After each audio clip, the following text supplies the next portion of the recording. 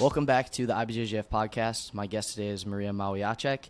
Maria's a 3-time black belt pan champion. She's also a Master World Champion, and she's going to be competing at the upcoming World Masters and Jiu-Jitsu Con events that are coming up shortly. Maria, thanks so much for joining me today. Thank you for having me. Absolutely. I do want to talk about Jujitsu Con and the World Master events, but first I want to get into your background in Jiu-Jitsu a bit. Can you talk about how you were first introduced to Jiu-Jitsu? So I started competing really at Jiu-Jitsu first because I heard that I could win a ticket to Abu Dhabi. So that's what really got me going into Jiu-Jitsu tournaments. And after winning the ticket to Abu Dhabi, I was like, okay, I guess I have to focus on that and learn the rules. And I loved it and I stayed. Like I switched completely from Judo to Jiu-Jitsu after that. Can you talk a bit about your Judo background and how that translated to your Jiu-Jitsu game? So I think it definitely helped me a lot starting because I already knew the contact with another person. In my Judo gym, we did a lot of groundwork. So I had some basics, of course, but it did help me and it made it difficult because I feel like people who train Judo, they also think that everybody is very much with a big ego, I would say, train Judo, especially when you go to other sports, you think like, Judo is the best. So you go train another martial art and then you're out there thinking that you know everything already and that you're doing great. But then with time, you learn that there are so many different ways when it comes to Jiu-Jitsu for even for something as simple as armbar. You mentioned there were some challenges. I know there's a lot of differences in the rule sets of Judo and Jiu-Jitsu. What were some of the things that were most beneficial coming from Judo, and what were some of the things that were the biggest challenges that you had to change about your game? Definitely the biggest benefit was me knowing how to do takedowns and being able to take people down, right? Because I wasn't the best at playing guard at the beginning. So I would say my game plan probably was take down, pass the guard, and get an armbar. So that was very helpful because I didn't know how to pass guard from Judo, but I did know how to do a takedown and how to do an armbar. And for a few years, that was working pretty well. From the bad thing about Judo in Jiu-Jitsu would be probably, like I said, the ego of thinking that I already am doing great and know everything.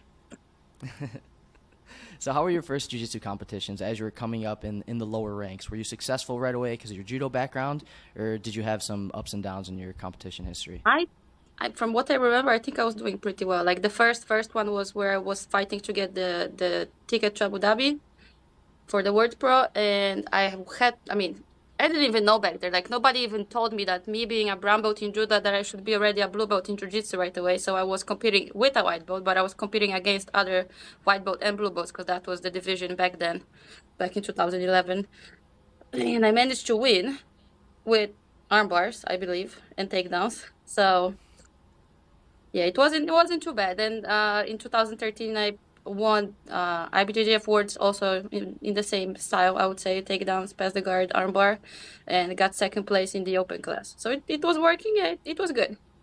I feel like I can't even understand right now what a person feels like when they come for their first Jiu-Jitsu class, because for me it was never like that. Like that, the contact with another person, having somebody in your guard, laying on the ground and fighting people. For me, it's like, as an instructor right now, it's hard to understand how hard it actually is because of me starting at age of 12 on the mats. You mentioned you won the Worlds in 2013, got second in the open class. Can you talk about that experience? Because I feel like going to a tournament like the World Championships, it's a very different environment. It feels very prestigious. There's a lot of energy in the arena. What was that like, winning your first world title? It did feel prestigious and like a very big event with so many people and like kind of scary, Now when I go to the pyramid, it doesn't feel as big as it did back in 2013. Like this year being there, I was like, oh, it doesn't feel as big as it felt back then, right? Like, yeah, first words are definitely something special for everyone, I think. Winning always feels great. Getting second place, a little less, but it wasn't, terrible. I was happy. So you obviously had success pretty early on in Jiu-Jitsu. Do you remember what it was like when you got promoted to black belt? It was a big surprise because I was thinking that back in 2017, the plan was to win Worlds at brown belt in 2017, but it didn't happen. I think I lost in the final. And in my head, I knew that if I win those words, I'm going to get a black belt, right? So in my head afterwards, I was already a black belt. So sometimes I would say things about myself as a black belt, and I'm like, oh, I'm not a black belt. So but then after a while, I was like, okay, I'm not a black belt. I didn't get it. I don't know when will I get it, because talking those things, like saying that you think you're already a black belt, doesn't help you actually get a black belt from your professor after. So I knew this was not going to happen for a while, but it did happen with a big surprise in 2017 still, when I wasn't expecting it at all. So, I mean, it was great. It was a great feeling. I was really happy. What was your transition like from the color belts into the black belt ranks, and how did that transition, how difficult was that to go from the color belts to competing against the best competitors in the world at black belt? For me, I don't think it was too hard or too bad because my professor and my fiance Amar, he always makes sure that before he promotes the person to the next belt, that they're already not like at the beginning of the belt, but like maybe somewhere like halfway into the belt before he gives them the belt. Because I think he's seen many people that, you know, they will get a belt, they will go compete, they lose their first fight, and then sometimes it ends. That's how it ends their jiu-jitsu journey. So he always waits to make sure that, you know, you're ready to go and fight with those people that already have those belts. So in the intro, I mentioned that you're a 3-time Pan champion at black belt. Your first title was in 2018. I believe you got your black belt 2017. So you started to have success pretty early on at the highest levels, a lot of success winning a major tournament like the Pans. What was it like to win your first major title as a black belt in 2018 at the Pans? It did feel amazing. I was really happy, and I had a big team with me there cheering on me, so it was really an awesome moment. And you went on to win the Pans again 2021 and 2022.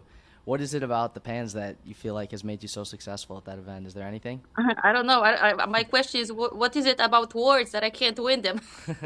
That's my question. Well, That's what I wonder about. Too. Like afterwards, I'm like, why? What's wrong? Like, why not? What am I doing wrong, you know? You've had quite a bit of success at the World, so I know you've gotten third place a couple times and had some really excellent matches.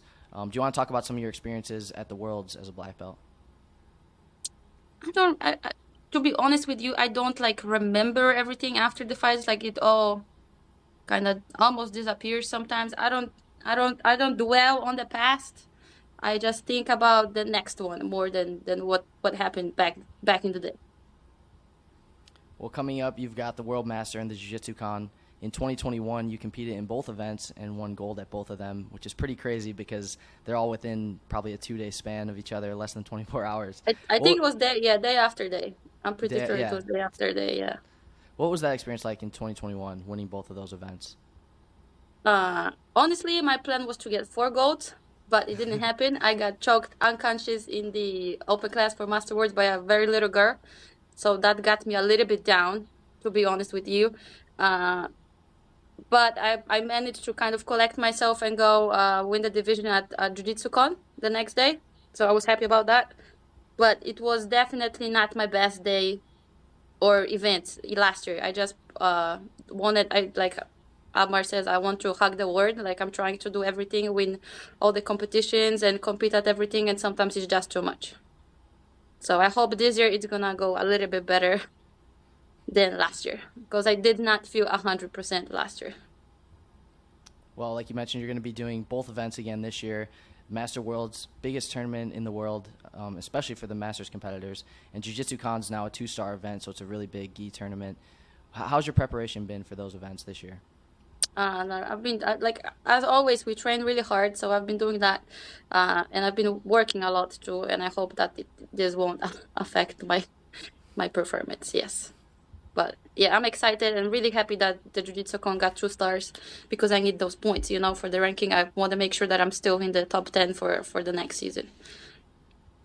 And these events are part of the broader Jiu-Jitsu Con event, which includes the Master Worlds, Jiu-Jitsu Con Gi and NoGi, Jiu-Jitsu Con Kids, Novice. Seminars, right? Yeah, quite a few tournaments, I believe 6 tournaments. How does it feel to be at that event and see the evolution of it every year? Because it's growing. There's so many competitors there. It really feels like a celebration of the jiu-jitsu community. Do you have any thoughts on that? So the first time I went to Las Vegas was last year. I did Master Worlds 2 years ago when they were in Florida. And I was really impressed with how big the venue was and how many mat areas, how many people was there, how many vendors, the seminars, everything. I think it's an awesome event and something to experience for everyone. Everybody should at least go once in their lifetime if they can't go more times, and see it for themselves, because it's really awesome. Yeah, it's going to be a great event. We're all really excited about the World Masters and the Jiu-Jitsu Con events. Do you have any other final thoughts before we end the podcast on anyone you want to thank or anything you want to touch on about the rest of your 2022 season? All right. So I would like to thank Hyperfly for sponsoring me with the best gear. And I would like to offer everyone who's watching this podcast a discount code for their Hyperfly stuff. It's 10% off with a code, my name, Marisha Fly. Great. Well, thank you again. I really appreciate your time today. Thank you. For everyone listening, definitely go to IBJJF.com. You can find more information on the World Master and all the Jiu-Jitsu Con events. And we'll see all you guys shortly at Jiu Jitsu Con. Thanks for listening. Thank you.